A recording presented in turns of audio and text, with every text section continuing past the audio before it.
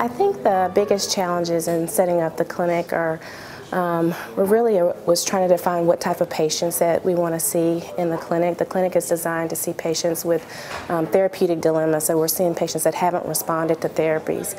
And we're trying to use genetic information to predict their therapy or to better direct their therapy.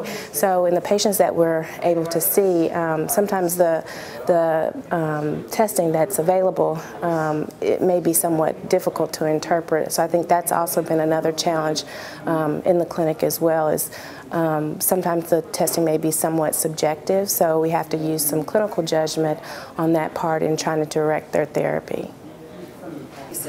So using the multidisciplinary team has actually been really great, and it's been a great learning experience, I think, for everyone. I think that's probably one of the best things about our clinic, and the unique thing about our clinic is that we are using people from various specialties that have various areas of expertise. So my area is mainly in allergy, immunology, and clinical pharmacology, but I have a colleague in the group that's hematology, oncology, or rheumatology. We have scientists that are experts in genetics and biotransformation.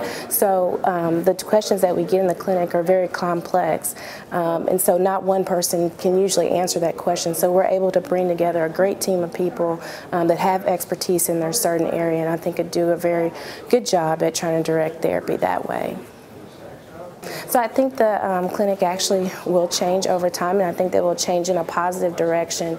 As previously mentioned, sometimes the test results or the testing that we have available right now give us somewhat subjective results that we have to make judgment calls on. But I think as we gather more data on patients and more studies are done, the testing will be a lot more definitive, and so that will actually be a lot more helpful in our clinic, and I think we'll actually be able to help a lot more patients as well as research is expanded into other diseases in children.